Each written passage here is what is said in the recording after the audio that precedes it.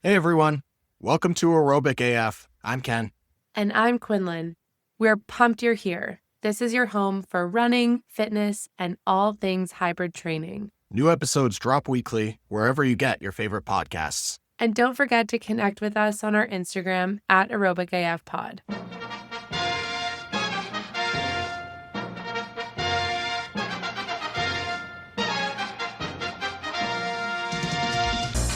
So Q, HYROX made some pretty big changes to their world qualification standards today that had our group chats absolutely buzzing. Yep, another week, another update to some sort of standard or qualifier with HYROX. Week to week. Yeah, at this point. Keeping up with that has been, interesting because, it shows where the sport is heading. So I'm interested in it from a strategic point of view, but at the same time, it's kind of annoying to keep up with.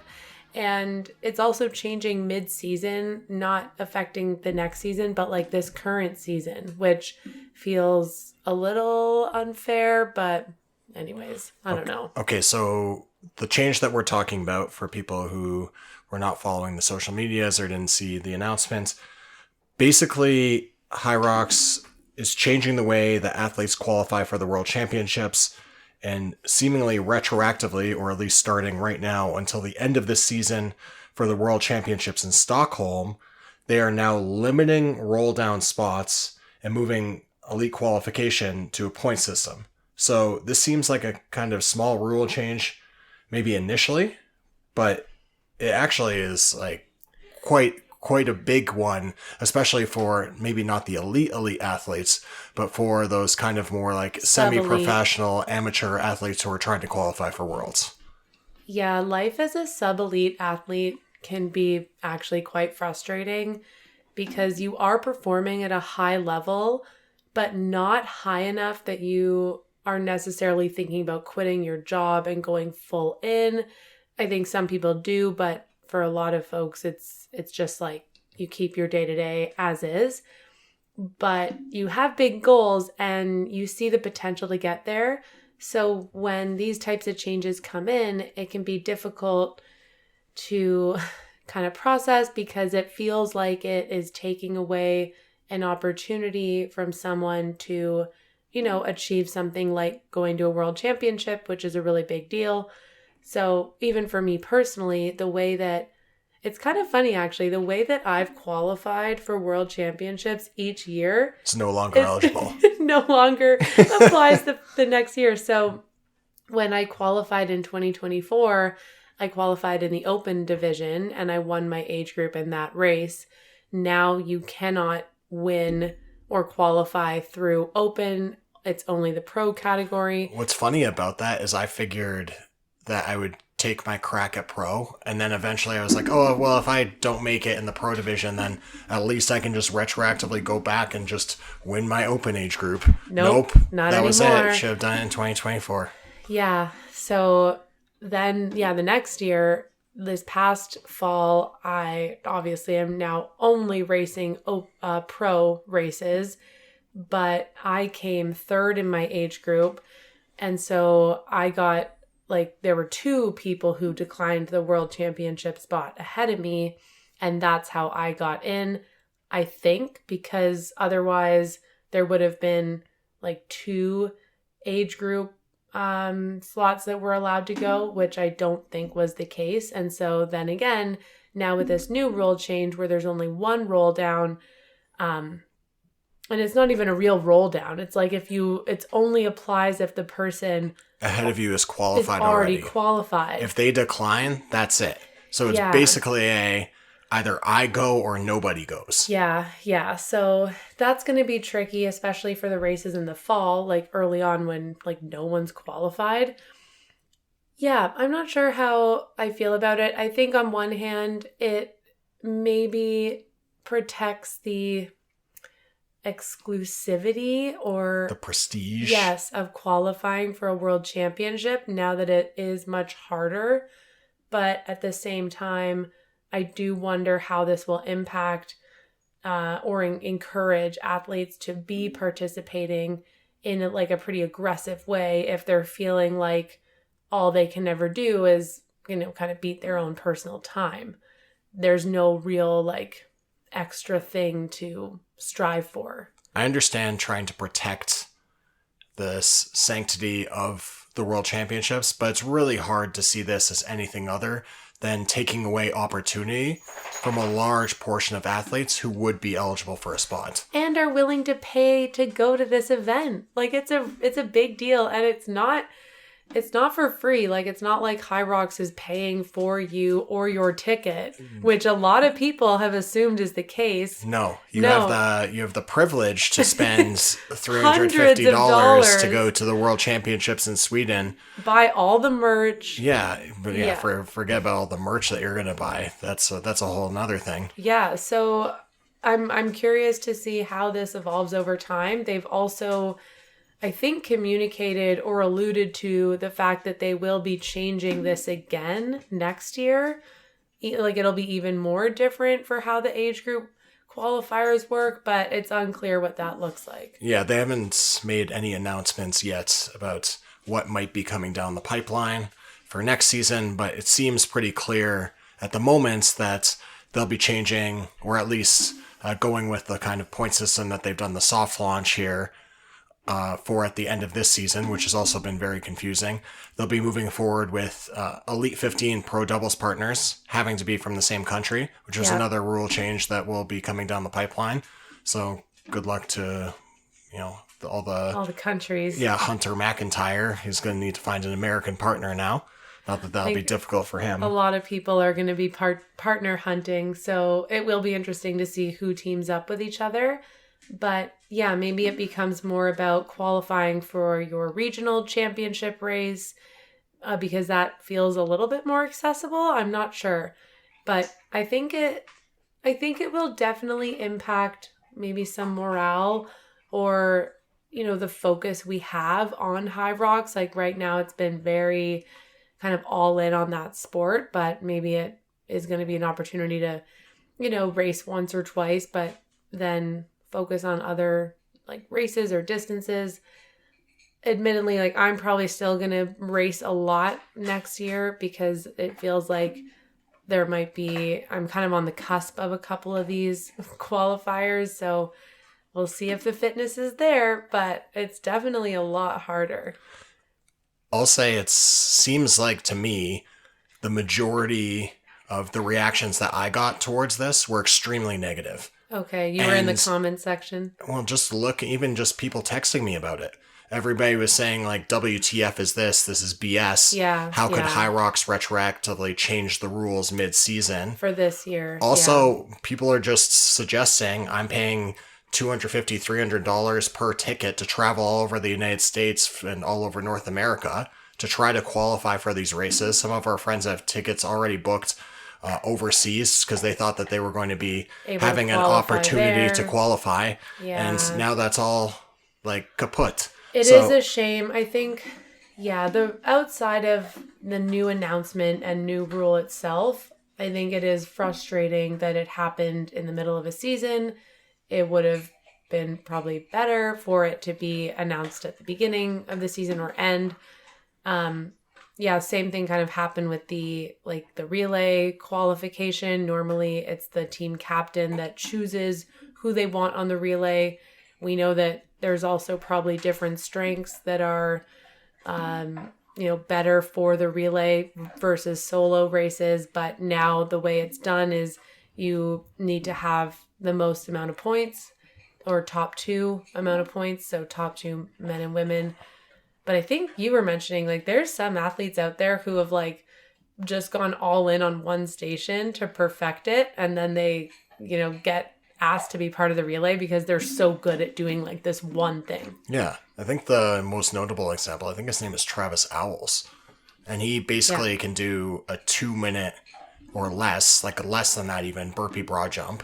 He does it. He does Flying. He does that station, I feel like, in about 90 seconds. He's also by far the fastest person in the world, or the fastest man in the world, at doing 100 wall balls. He does it in sub 4 minutes. Okay, And so so he was very specifically training for the relay and being on Team Great Britain and being basically a shoe-in for those two stations because his running paces are also obviously very competitive. You have to have great aerobic fitness to be good at those two stations in particular. But now he's just like obviously completely out of luck because he won't likely be qualifying by points alone for a country like Great Britain, which already has a like lot a of fast lot, athletes. yeah, who are just better at the entire race overall. I don't necessarily hate the idea of removing some of the nepotism from this because it did seem like people were right. kind of, pick your friend Yeah, or yeah. there were people who were very deserving to be on these national relay teams who were getting shafted.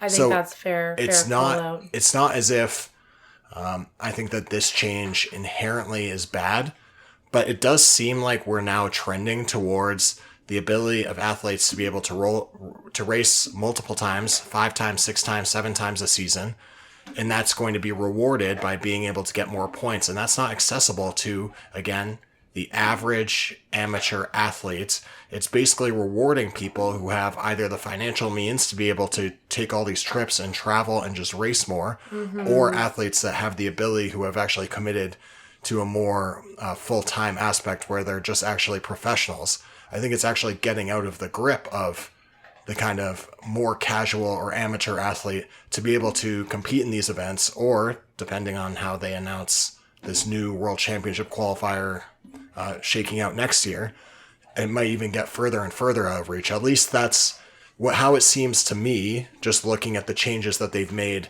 immediately this season and moving into next year. Yeah, there's some clear ways that you can have an advantage here. So one is just based off of where you live. If you live in Europe, there is a lot of races there, very dense amount of racing happening kind of week over week, honestly. So you can stack multiple races without needing to travel very far. It does not cost as much money. You can also take advantage of, the fact that you're not changing time zones, and so your recovery is better. So athletes in Europe, I think, are set up for success for that reason. But then when you think about financial support and backing, any athlete who is sponsored, I don't know what the contracts of these sponsorship deals look like, but if there is some support for travel and racing, obviously that will, play into it being easier for you to go to these races. But I think coming back to it again, the people who really seem to suffer now, it's not the athlete that is just going to participate in one HYROX because it's exciting and fun and they want to do it. Power to you. You can keep doing that. No real impact. Yeah, just doing your local race once a year or something. Yeah, some people, they don't necessarily want to race multiple HYROXs, but it really does impact the sub-elite athlete who does have a full-time job and maybe can't travel and take time off work to go to these races, or doesn't live in a continent or region that has the density of the races available. So it feels like there's just multiple barriers, and it's not to say it can't be done, but it definitely takes a lot more thought, money, planning, and kind of dedication all year round to figure out what your race calendar looks like. So having all the knowledge now of what this will look like going forward, I think it will impact how people approach the sport for sure. Yeah, I think that moving away from the time-based qualification system is not the worst thing that they've done. I totally agree with that, by the way. I do think it's better because we talk about this all the time. There is inconsistency course over course, and you could see people were starting to get very, people still comment on things like sleds and equipment failure and malfunctions, but it was becoming a really big issue when you're chasing fast times. So ultimately, it's like point-based does make sense. I think we just need to acknowledge where it's like difficult. Yeah, it takes into more account into or consistency through a season more into account than just having like one solo fast race. Yeah, getting lucky on a course because the laps were 1 lap or 2 laps and you got a fast sled lane. Sometimes that can be the key chain differentiator. And, I'm not one to blame equipment for all my problems, but I think it added a lot of pressure to athletes, especially looking to break through a barrier and get a certain time and get the world qualifier spot or championship spot. So yeah, I think it'll be interesting to see the response overall. I've been in the comments all day and looking at what people are saying, and I do think there's a common theme of like, why are you announcing this now? Like, talk about financial impact. Like, I don't know if some of these athletes would be going to these races if a world qualifier is off the table. I mean, I'll tell you, I probably would not be racing twice in Ottawa in the month of May if I didn't think I was going to have a fair crack at a world championship roll down in probably one of those 2 races. Yeah. I mean, I think there's still a chance. I think it's still there. Yeah. And to be clear, it's like, it is still available, but you have to win. It's you not have to the win. Same. Yeah. That's basically what you have to do. So that basically, like, at this juncture, that kind of eliminates the pro solo race for me. I don't think that I'm really in a place where I'm going to run a sub 102, which feels like it's what it would take to be maybe in contention, probably even sub 60 minutes, it would seem, especially with this way this point system works. But it's like, it's just directly already affecting like us and like people in the group. Yeah. Yeah. Like, because I wouldn't do it. I would just have rolled out the doubles and taken my crack probably at that. But this was a very strategic race to try to go for pro singles because I assumed that it was closer to the World Championships. It was about 6 weeks out, and that a lot of people would probably decline the invitation given the fact that they wouldn't be able to get the time off, they wouldn't be able to get tickets, they wouldn't be able to get accommodation, and it would be too fast of a turnaround. But that I was already ready to do that and already have a plane ticket. Yeah, a lot of strategic decisions were made for the calendar here. So disappointing for sure. Well, to be honest, it's just bullshit. Yeah. It's bullshit that they changed this in the middle of the season. I don't like that they're moving the goalposts. I think that they're losing credibility as an organization while they're trying to garner it up. Yeah. And I think ultimately they're just pissing off a large portion of their fan base because yes, what the elites are doing is important.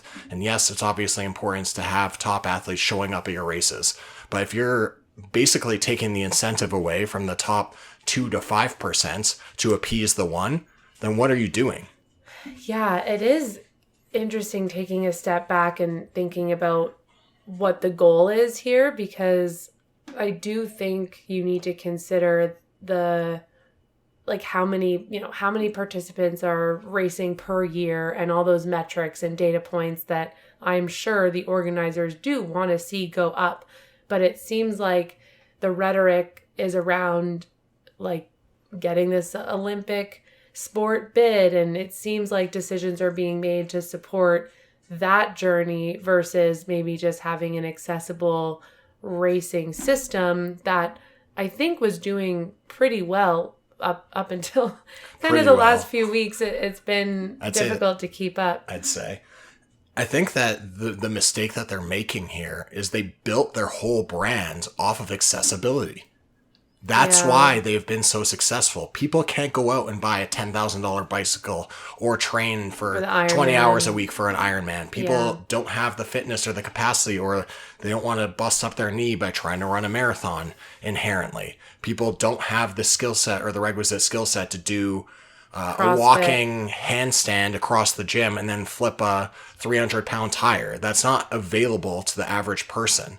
What HYROX did so well was they made it accessible to the masses. Something like 98+% of people that do this race finish the race.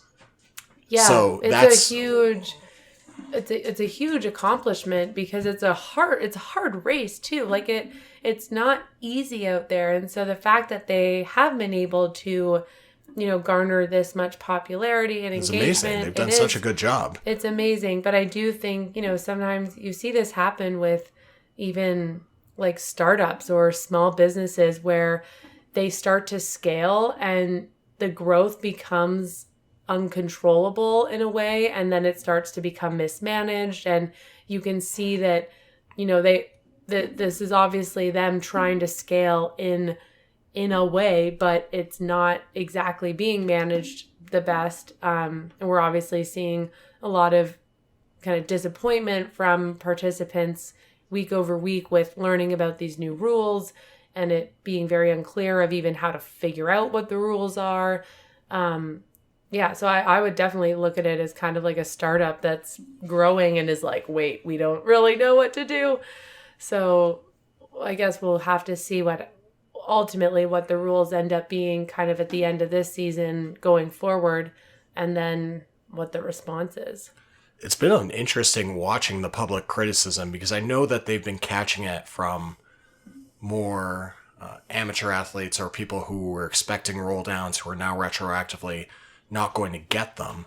Yeah. But they've also been taking criticism from at like the top level.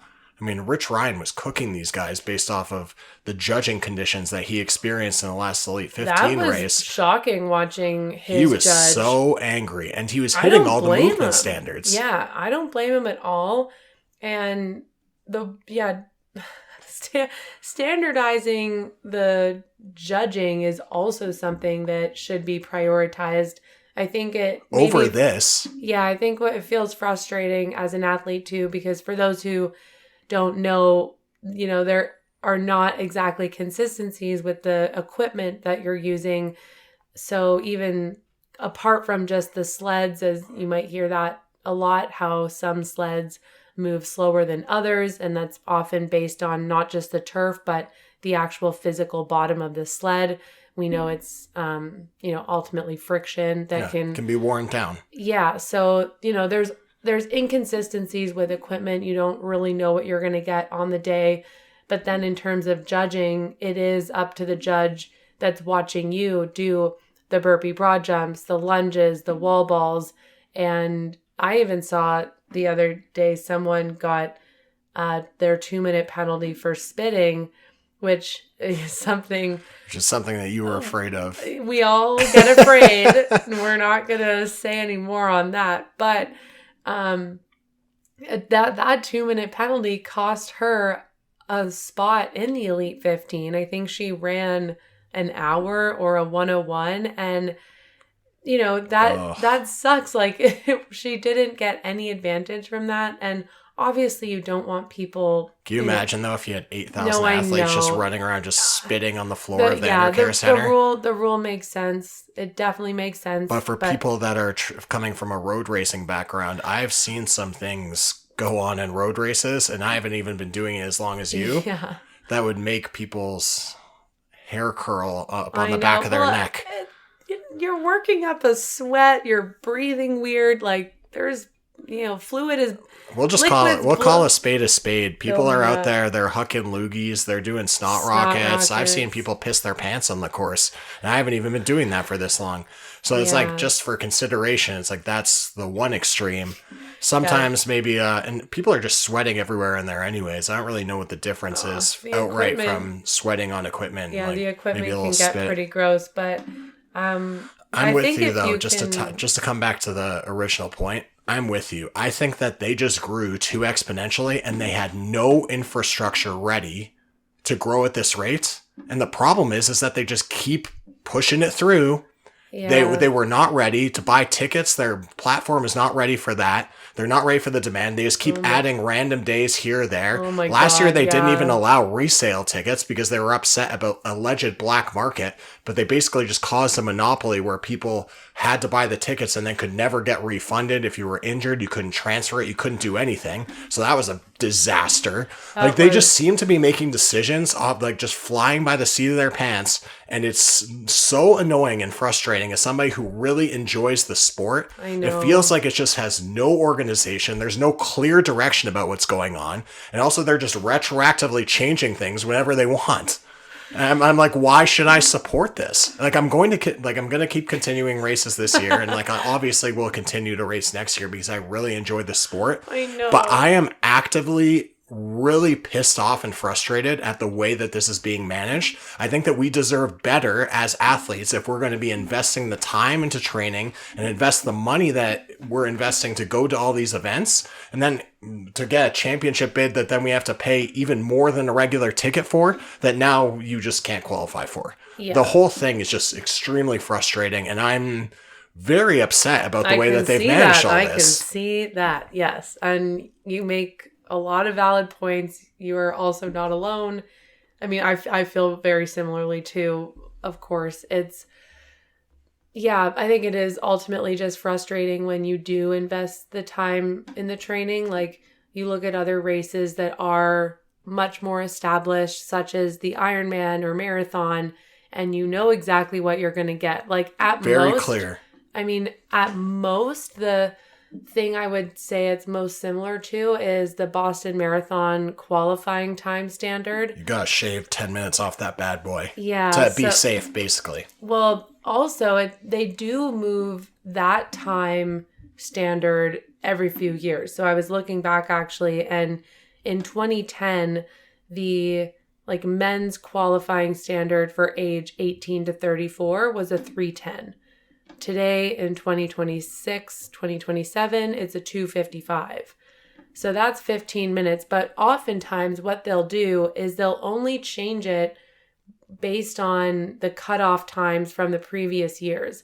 So I do think that that's actually a positive change, because it doesn't give you this false sense of, oh, I qualified and I'm going to race. Because, then it's not just getting that time standard. It's also relative to how many people applied for the race in general. I think one year the cutoff time was like over 7 minutes. So of course the following year they're going to lower the standard by 5. Like, that makes sense. That's expected. I think something that was not expected was the time penalties on downhill races, actually. So not only are some races no longer Boston qualifiers, but if it's within a certain net downhill, it's like a time penalty of adding 5 minutes to the race. And that's new. So I do think, or I remember seeing people get quite up in arms about that. So it's not that it doesn't happen with other sports, but it's also, that's one marathon and one race that's the case.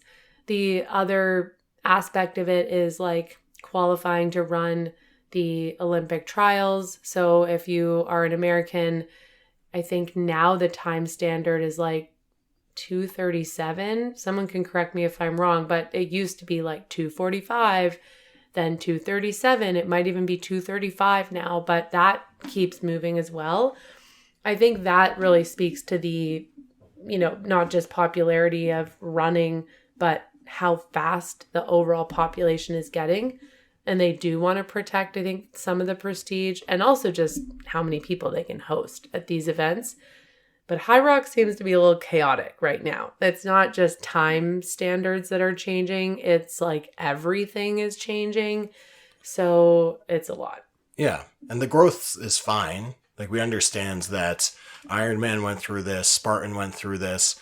They're just at this trajectory where now they're hitting this huge part of their arc where the sport's taken off in North America. So I am sympathetic to an extent, but I just think that if you are going to make these changes, they should be more clearly announced, and you should do it at a definitive time at the beginning of the season. Yeah. Nobody would blink if they made these changes and said these changes apply like the open, right after the World Championship for next season. Like qualifying in an open race. They changed that at the end of the season. Great. Not mid-season. And nobody was upset. Yeah.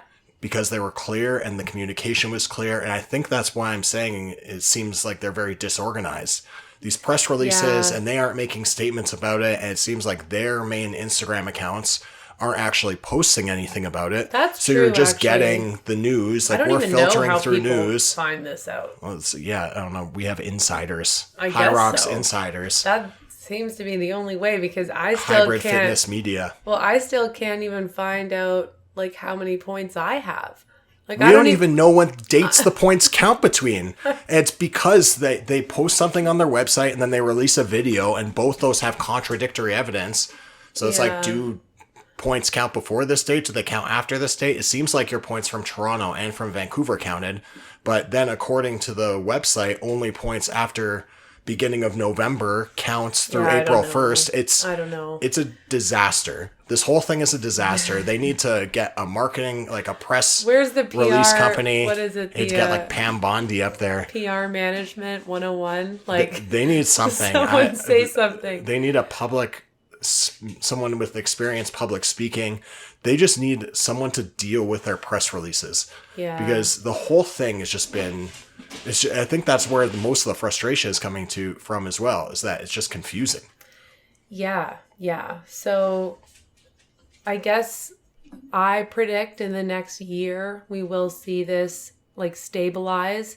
Looks like there's a lot of changes happening kind of during this season, unfortunately. I would hope that it doesn't, change too much going forward, and then we can just plan for it a bit better. I'm also wondering if there's going to be a point in time where they're randomly going to drop that there will be an Elite 15 mixed doubles category, because that currently doesn't exist. It's the only one that is not represented on the elite level. And I feel like they're going to one day be like, no, this is now a race. Everyone can qualify, and it's going to be so chaotic. That seems like it feels on brand for that to happen. Yeah, and that seems like probably a reasonable next step for them. I don't know actually why they haven't gone down that road. It seems like it would have been a more obvious road even than the relay. Right, yeah. Like, you could just plug and play. It would likely be a lot of the E15 athletes would just team up anyways. With each other, yeah. They're kind of teaming up anyways and like going for world records and stuff like that. Like Lauren Weeks and Rich Ryan. Fun to watch that. I love it. It feels like a fun little side quest for the athletes. It's super entertaining to watch, but I think that would be one of the more captivating races. They would definitely draw my interest. On the topic of things that are captivating to watch, I also, we've really been enjoying, as we talked about last episode, live streaming, watching the live stream of these events. I think it'd be super cool if at World Championships, if they had some of the age groups streamed as well, because I think we're going to see some really competitive heats there with the athletes that didn't make it into the Elite 15. I personally would love to watch, even if it didn't have the same level of commentary. I know that there's a lot of people on the course, but it'd be fun if they figured out a way to track certain heats or groups of people, especially if they're moving towards having less people at the World Championships. Then that feels like something that would also be very engaging for the sport. But I don't know, that's just the fan in me wants that.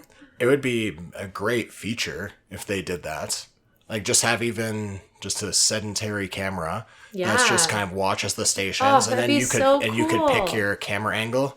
I think they did that on the TSN app had that for a while, where you could just kind of flick through whatever camera was attached to their broadcast. That's fun. On the website or through the app. You could probably do something like that, but the fact that these guys can barely figure out how to run a ticket website gives me little faith that they're going to be able to execute something that would require some sort of technical aptitude to be a better user experience. I'm not confident that they can do that at this juncture. Okay, while we're talking about some pitfalls, and this is turning into a I'm just roasting. I'm so... We're roasting the So HYROX angry. organizers. But something else that I've seen people upset about, and rightly so, is that in Sweden, the Elite 15 doubles races are the Friday night, but Friday during the day are the women's pro age group races. So for anyone who qualified as an Elite 15 double that also is not an Elite 15 single, so they're doing the age group, they're either going to have to race back to back in one day, which I think in any other race circumstance is not as big of a deal. But when it's the World Championships, you're obviously going to prioritize the Elite 15 race. So now what do they do about the age group? Like, they just don't do it. I don't know. And I know that only affects a small number of athletes, but these are the athletes that they should be trying to, I'm going to say, like, protect in a way. Like, they want these athletes to be performing at a high level. They are the, like, creme de la creme of the sport. So that's disappointing as well. I don't know anything else. What else are they doing wrong? I just think it's just overall, it's just pointing to a similar theme where they're doing whatever is best for them and whatever is best for like their bottom line and their numbers. I think at a certain point that catches up to you as an organization when you're making these decisions. Another one that they made is about having the pro card, which I would also not be surprised if that's something that comes out that you might need one of those to go to World Championships. I know. But basically it's like a HYROX license, but the only thing that you basically just have to pay them for it, and then you can start to accumulate these points. I think there is supposed to be a threshold for time, but now there are other people who are below the time. Again, unclear. Yeah. Unclear alerts. This is the theme of the episode. That's what I'm going to call it. Like HYROX new rules, unclear.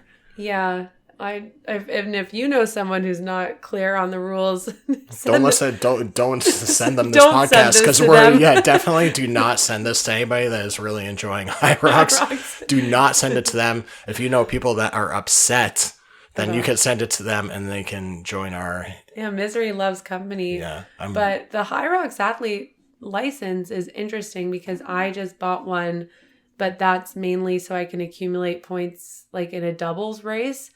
The solo races... And because of the Canadian relay team. I mean, yeah, but I didn't even know about that until after. So that wasn't even the reason why I got the license anyways, but it was, again, I think around... Because it's unclear. Yeah, it's around $300 or something Canadian, but you have to buy one every single year. So it's not like you just buy it once and you have it. It's only good for one season. Yeah, of course, that's not good for revenue if they make it last. Not at all. But there was the main thing that I remember from this long document was all these rules about like anti-doping and... Which is good. That was actually one of the biggest critiques of the sports up until more recently was that they didn't have strong enough doping protocols to be actually legitimatized. So I'd have to look into this. I'm not sure if like elite marathoners need to sign up for something similar, but the way it was positioned seemed to be like you need this license so that you can be part of the like kind of anti-doping I don't know, like stuff that you can get tested, or you sign that you can get tested, these waivers. And what was else on the license? Oh, like showing up for media. I guess if you're in the Elite 15, there's certain media days and you have to show up. And if you don't show up, then you're not allowed to race. This is something we actually saw at the DC Regional Championships. There is a woman who is a doctor, a literal doctor, who perfect example of this, by the way. She only found out that she was qualified for this race like 2 weeks prior.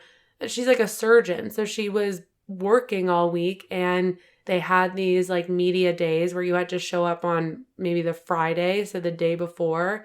And if you, I think she'd missed it, like she couldn't attend, so they gave away her spot to someone else.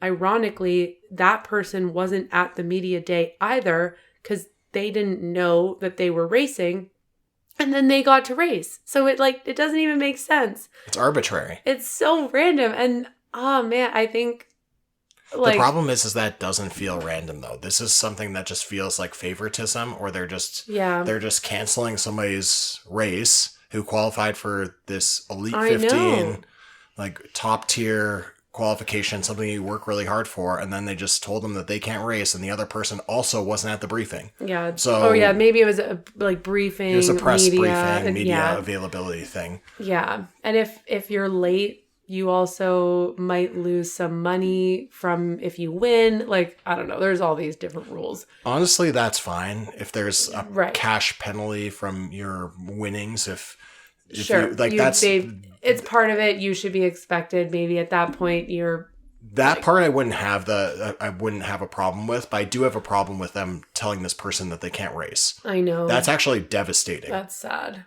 And it's just another bad so decision. upset. Like, it's just another bad decision.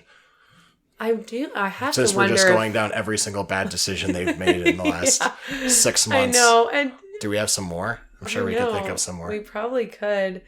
I mean, I'm starting to evaluate like how much I invest in the sport going forward, because it feels, I don't know, it feels like you could be setting yourself up for a bit of failure. But back to what we said before, it is really fun. And I know we both really enjoy the training, and the race environment is great. But I think it will be really essential for this to stabilize, so that then we can just make better decisions about our training and our focus ultimately.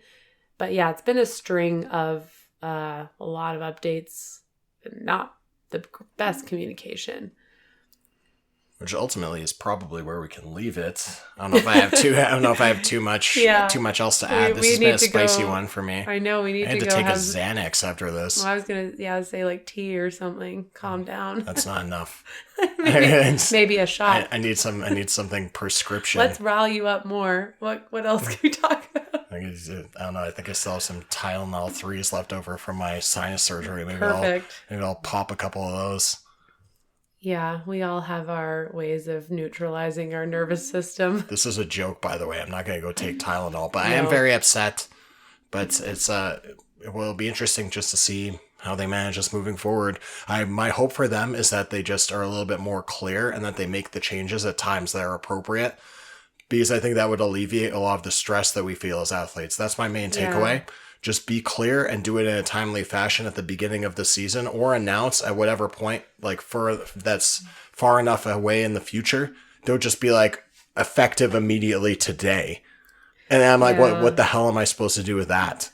Yeah, that's a tricky one. I think it comes down to just basic communication, and you really see how communication is essential in all areas of life. We were talking about this today, and how simple things can be when you can communicate effectively. Yes. But it's so hard for people to get there. Why do people make it complicated? It shouldn't be this hard. I wish there was just an FAQ that cut through the bullshit. It was just direct. It'd be super helpful. But alas, we will just, read articles and piece it together ourselves. If you connected with today's episode, share it with your training partners. We'd love to see where you're listening from, so let us know at aerobicafpod. Toss us a follow on Instagram for more training tips behind the scenes and to join our community. And in the meantime... Well, before we get there, I was just going to say, if you have something you are frustrated about with HYROX, please let us know. Or anything. What are any your fitness grievances? Frustrations. Yeah, we're airing the grievances. I've got a lot of problems with you people. Now you're going to hear about it. We're going to keep riling ourselves up every week. God damn. This is our spiciest episode, probably. It is. But also, until next time, stay aerobic AF.